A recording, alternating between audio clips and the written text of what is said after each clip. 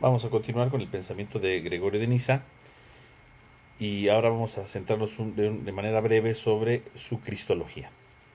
A Gregorio de Niza le toca enfrentar las dos herejías cristológicas que estaban en ese momento. Por un lado el arrianismo, ¿verdad?, que estaba cundiendo por todo el imperio romano, y por otro lado el apolianismo de reciente aparición. Y entonces Gregorio tiene que dar respuesta a los dos. En primer lugar, va a responder al arrianismo, sobre todo a Eunomio. Tiene una obra contra Eunomio. Y entonces él va a hablar precisamente de cómo Cristo efectivamente es Dios. Cristo es Dios. Ahí les entregué en la hoja un texto también de la parte cristológica de nuestro autor. Y entonces en el primer texto de la cristología dice: a causa del contacto y de la unión de naturalezas, los atributos propios de cada uno pertenecen a los dos. Mientras el Señor recibe la marca del esclavo, el esclavo es honrado con la gloria del Señor. Esta es la razón por que se dice que la cruz es la cruz del Señor de la gloria. Y todas las lenguas confiesan que Jesucristo es Señor para gloria de Dios Padre. Entonces, aquí está hablando efectivamente de Cristo, está defendiendo la divinidad de Cristo. Cristo es verdadero Dios contra el arrianismo, pero está hablando de un tema importante que estaba en controversia precisamente respecto a las dos naturalezas de Cristo, porque justamente uno de los impedimentos para afirmar la divinidad de Cristo justamente era su humanidad. Si él tiene un cuerpo, ¿cómo podemos decir que Dios tiene un cuerpo? ¿Cómo podemos hablar de esta realidad? Y entonces él va a hablar precisamente de una consustancialidad del Hijo con el Padre. Claro, el Hijo es verdadero Dios, participa de la sustancia divina del Padre, pero también hay que comprender que tiene una humanidad. Cristo tiene dos naturalezas. Ciertamente no va a explicar cómo se une la naturaleza humana y la divina en Cristo. Dice que tiene las dos, pero no dice cómo se une, ¿no? En este momento no lo dice. Pero aquí, como lo dice, como el texto lo marca, va a hablar precisamente de estas dos naturalezas. Dice, o sea, no debe de ser un impedimento el decir que Cristo es verdadero Dios simplemente porque Cristo tiene naturaleza humana. Dice, a causa del contacto y de la unión de naturalezas, dice, los atributos propios de cada uno pertenecen a los dos. O sea, ¿a qué se refiere con esto? Los atributos. Entonces, los atributos humanos pertenecen a la naturaleza divina y los atributos divinos pertenecen a la humana. Es lo que en la teología se llama la communicatio idiomatum, ¿no? Comunicatio, la comunicación, idiomatum, idioma, que quiere decir propiedad, la comunicación de propiedades. Es decir, dentro de la persona de Cristo, yo puedo atribuirle propiedades de la naturaleza humana a la divina y propiedades de la divina a lo humano. Esta es la comunicación idiomatum, que es una teología que está surgiendo ya, ¿verdad?, en estos momentos, y que después se va todavía a aclarar más cuando esté toda la controversia con Cirilo de Jerusalén, perdón, Cirilo de Alejandría y Nestorio. Y entonces, aquí en este texto hace ver que entonces no hay ningún impedimento para decir que Cristo es verdadero Dios, aunque tenga dos naturalezas. Y entonces dice el texto, ¿no? Mientras el Señor recibe la marca de esclavo, entonces se refiere aquí Señor, naturaleza divina, esclavo, naturaleza humana, el esclavo es honrado con la gloria del Señor, porque efectivamente la humanidad de Cristo, de su naturaleza humana, es elevada por la naturaleza divina. Esta es la razón porque se dice que la cruz es la cruz del Señor de la gloria. Y todas las lenguas confiesan que Jesucristo es Señor para gloria de Dios Padre. Claro, Jesucristo, aunque tenga naturaleza humana, es Señor, es divino, es verdadero Dios. Y entonces puede tener dos naturalezas, efectivamente, pero eso no quiere decir que no sea Dios. Al contrario, la humanidad de Cristo se ve engrandecida por esto. Y entonces podemos ver cómo de manera sencilla sigue defendiendo la divinidad de Cristo y entra en la discusión de las dos naturalezas de Cristo. Puse este texto sobre todo para ver cómo se sigue la profundización de la persona de Cristo en sus dos naturalezas, porque bueno, para defender la divinidad de Cristo, bueno, ya hemos visto otros argumentos y los argumentos que va a proponer Gregorio de Niza pues no son distintos. Algo que sí podemos poner más atención es precisamente en el apolinarismo.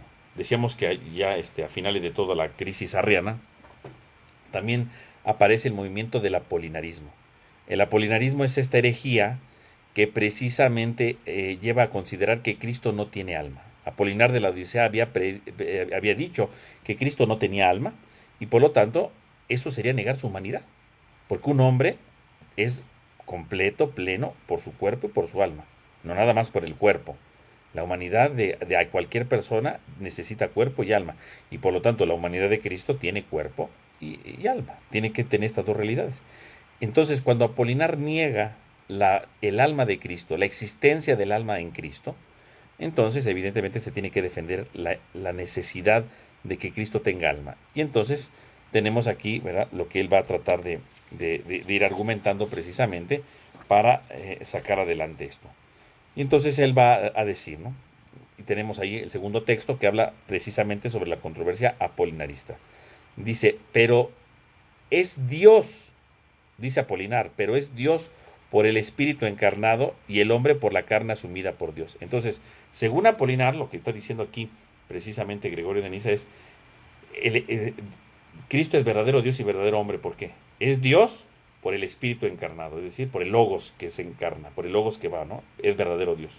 Y es hombre por la carne asumida por Dios.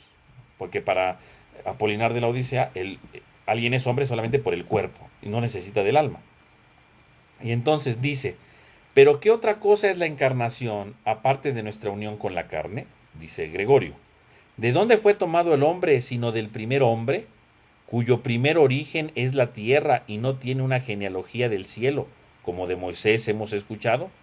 Pues Dios, tomando polvo de la tierra, plasmó al hombre, y no hemos escuchado de nadie que alguna otra producción de hombre haya tenido lugar de materia celeste. Entonces, empieza a hablar del hombre. A ver, decimos que Cristo va a ser hombre. ¿Qué significa que sea hombre? Significa que solamente sea nuestra carne. Dice, significa que la encarnación solamente es tomar nuestra carne.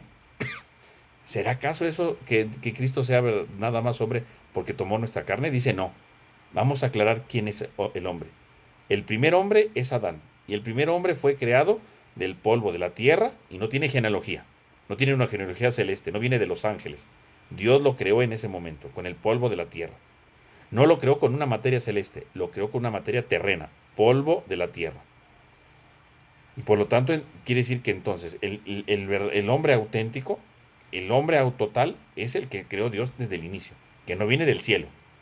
¿Esto qué quiere decir? O sea, esto está dando a entender algo muy importante.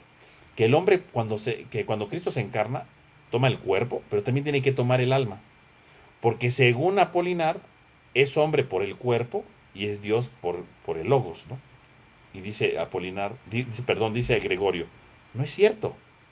Porque el primer hombre no viene del cielo. Si el primer hombre viniera del cielo, tuviera una genealogía del cielo, bueno, si fuera del cielo, pues claro, entonces quiere decir que hay un cuerpo, que es una materia terrena, y hay una materia celeste. Y entonces Cristo sería verdadero hombre, porque está el cuerpo, materia terrena, y el Logos, materia celeste. Pues el hombre está completo. Pero el hombre no está formado de materia celeste. El hombre está formado de cuerpo y de alma. Por lo tanto, Cristo necesita tener alma. No, el hombre no es solamente cuerpo, el hombre es cuerpo y alma. Y el primer hombre fue formado del polvo de la tierra. Por lo tanto, este polvo de la tierra incluye el cuerpo y el alma, ¿no? Punto. De cosas terrenales, no de cosas celestiales. No tiene una chispa divina, ¿verdad? Como decían los gnósticos. No. El hombre no está formado por algo celestial. El hombre está formado por materia terrena. Y esta materia terrena incluye el cuerpo y el alma. Y continúa, dice. La carne era sin alma, ¿no? Dice, está ahí en cursiva, porque es lo que dice Apolinar. La carne era sin alma, porque ya se ha dicho que lucha contra el espíritu y se opone a la ley de la razón. Entonces, eso es lo que dice Apolinar, ¿no? La carne era sin alma, no necesitaba haber alma, porque se supone que luego la estaba habitando. Y entonces lucha contra el espíritu y se opone a la ley de la razón, ¿no? O sea, quiere decir que la carne es un límite, pero el espíritu, ¿verdad? Se hace más fuerte y se opone a la ley de la razón, porque el que gobierna el cuerpo es el Logos, no el alma. No necesita de un alma, porque el que gobierna, el que mueve el cuerpo, es precisamente el Logos. Y entonces dice Gregorio de Nisa, preguntémonos, si la carne que el verbo de Dios asumió era inanimada, como dice el charlatán, ¿no? Apolinar de la Odisea, ninguna otra cosa es la propiedad del alma humana, sino la naturaleza intelectual. Por eso en todo lo demás participamos de lo mismo que los brutos, como la inclinación, la pasión, la tendencia al alimento, el poder crecer. Dice, estos son partes de la naturaleza humana, ¿no? De los brutos que también tienen los animales, ¿no? O sea, que las pasiones, la tendencia al alimento, buscar que comer, crecer, ¿no? O sea, es algo natural. Así pues, el que afirma que el asumido era un hombre y acepta que era animado, no hace otra cosa que dar testimonio de una capacidad intelectual en él que es propio del alma humana. Entonces, ¿qué da a entender? O sea, si Cristo, bueno, si el Logos se encarna, toma un cuerpo nada más sin alma, quiere decir que ¿qué lo hace hombre? ¿Tener hambre? ¿Qué lo hace hombre? ¿Tener pasiones, llorar, que le duela? ¿Eso le hace ser hombre? No, dice, eso también lo hacen los brutos, o sea, los animales, ¿no? ¿Qué diferencia al hombre de un animal? La inteligencia. Si Cristo se hace hombre, si Cristo se hace hombre, toma nuestra humanidad, entonces tuvo que haber tomado el cuerpo, claro, porque es parte de nuestra identidad, pero tuvo que haber tomado alma, porque también somos seres pensantes, pensamos porque tenemos alma. Entonces Cristo tuvo que haber tomado nuestra alma, no solamente el cuerpo sí tiene pulsiones y tiene situaciones que nos hacen ser humanos, pero son las mismas pulsiones de un animal. En cambio, lo que nos hace diferencia con los animales del hombre es la inteligencia, y esa inteligencia se le da al alma. Por lo tanto, Cristo tuvo que haber, al encarnarse, tuvo que haber tenido alma. Necesita tener alma. Por eso sigue más adelante, ¿no? Nadie que quisiera definir al hombre lo especificaría solamente por la carne, los huesos y los sentidos. Y nadie que diría que la capacidad de comer y de digerir es propiedad que manifiesta la naturaleza humana. No, porque eso de comer, eso de digerir, eso de tener carne y huesos, pues sí es parte del hombre, pero también los animales. ¿Qué es lo que lo hace diferente de los animales? Lo dice ahí mismo, ¿no?